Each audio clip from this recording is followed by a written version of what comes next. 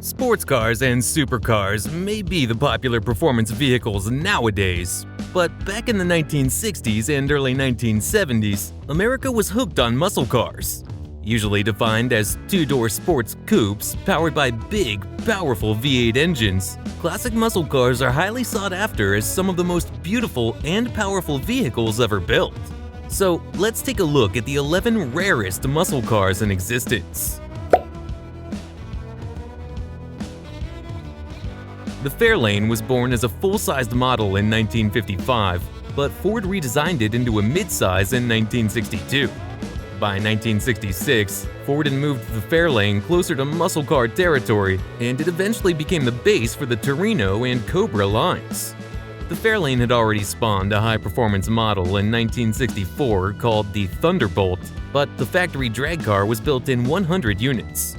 The Fairlane 500R code wasn't as aggressive, but only 57 examples left the assembly line. It featured a race-ready package with dual Holley carburetors, front disc brakes, a lift-off hood, and a radio delete. It was also fitted with Ford's most powerful engine at the time, the 7-liter Cobra V8, which was rated at 425 horsepower and 480 pound-feet of torque. Launched in 1958, the Chevrolet Impala was already in its third generation in 1963, and that's the year when Chevy introduced the first high-performance version of the sedan. Available under regular production options Z11, this Impala was based on the Sport Coupe model, so it was available as a two-door hardtop only. Upgrades to the engine included a cowl induction airtake system, a two-piece aluminum intake manifold, dual Carter AFB carburetors, and revised compression ratio. The Z11 looked a lot like the regular Impala on the outside, but it featured aluminum body parts. In order to cut weight, Chevy removed the radio, the front sway bar, heater, and sound-deadening material. The 7-liter V8 was reportedly capable of 430 horsepower and 575 pound-feet of torque, although the official rating was lower than that. Created for gearheads who like to take their big sedan to the drag strip on Sundays, the Impala Z11 was built in just 57 units, and only a few of them survived.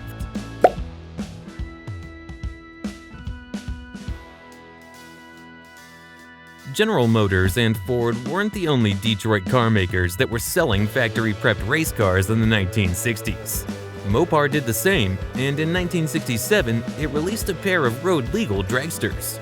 The Dodge Coronet W023 and Plymouth Belvedere RO23 were basically identical, aside from badges and small details. These cars had their batteries moved in the trunk and were devoid of unnecessary features such as a radio and a heater. Many of them came with a rear seat delete, too. Both superstock category cars were powered by Mopar's then-new 7-liter Hemi V8 engine, rated at 425 horsepower.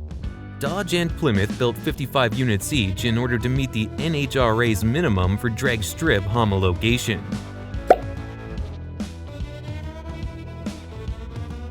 The detail that brings this one onto this list is the convertible layout. You see, Plymouth didn't make many drop-top versions of the Cuda back then. In both 1970 and 1971, only 21 examples of the Hemi-fitted Cuda left the assembly line. That's only 10 per year, and a serious contender for the rarest American muscle cars list. The low production was also due to the car's expensive price tag, which matched that of a Ford Mustang Boss 429 or Shelby GT350, both full-fledged performance cars of the era. The Hemi V8 was reportedly capable of 426 horsepower and 490 pound-feet of torque. The Plymouth Barracuda got a complete redesign for the 1970 model year, and for the first time in the nameplate's history, was finally eligible for the mighty 426 Street Hemi. The dedicated Hemi Cuda trim packs a fearsome amount of power in the relatively small pony car and makes it the quickest Mopar of the classic muscle car era. Assuming you find one, of course, because this beast was built in just 20 units. The Chevelle was already a solid muscle car in the late 1960s when it was available with a range of small and big block V8 engines. But 1970 saw the introduction of the LS6 upgrade for the 7.4-liter V8 mill. The package added a single 4-barrel Holley carburetor that increased power to 450 horses and 500 pound-feet of torque. Like many muscle cars from the era, the LS6 came with an underrated power rating to keep insurance costs down, so the actual output was in excess of 500 horsepower. The second convertible on our list is the highly coveted Pontiac GTO Judge of the early 1970s. A popular nameplate back in the day in coupe trim, the GTO Judge didn't get that much attention on the drop-top trim. The Judge was discontinued after 1971, and the coupes aren't exactly easy to find either, at 340 examples. The Judge came with Pontiac's most powerful engine at the time, a 7.5-liter V8 rated at 335 horsepower and 480 pound-feet of torque. The mill was part of the Mountain Performance package that was standard on the GTO Judge. Chevrolet redesigned the Corvette in 1968 and turned it into a meaner-looking car.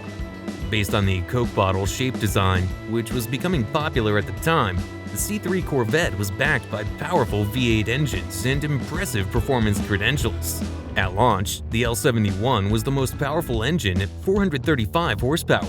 But Chevy also offered the L88 option, a race-spec engine. This V8 packed 430 horses officially, but it featured unique performance upgrades such as a high-capacity 4-barrel carburetor, aluminum heads, and an ultra-high compression ratio. In 1969, Chevy took things up a notch with the ZL1, which replaced the L88 engine with an all-aluminum 7-liter V8 designed specifically for racing.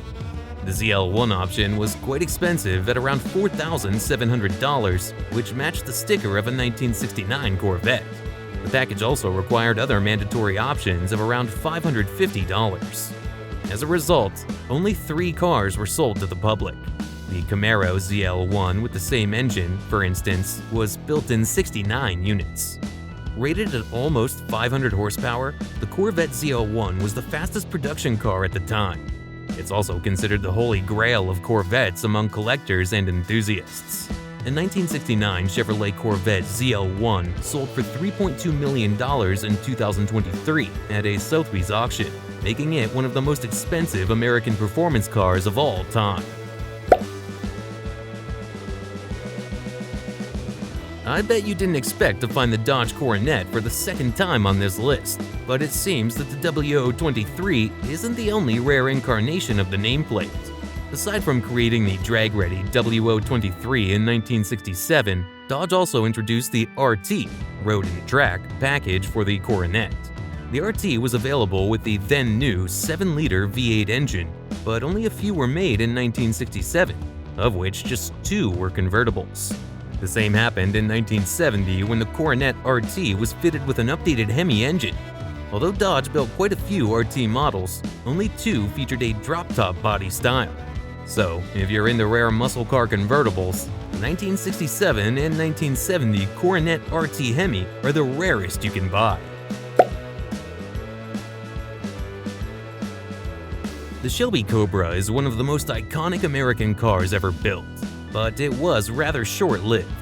Carroll Shelby began importing bodies of the ACAs from the UK in 1962, and production ended only 5 years later, in 1967.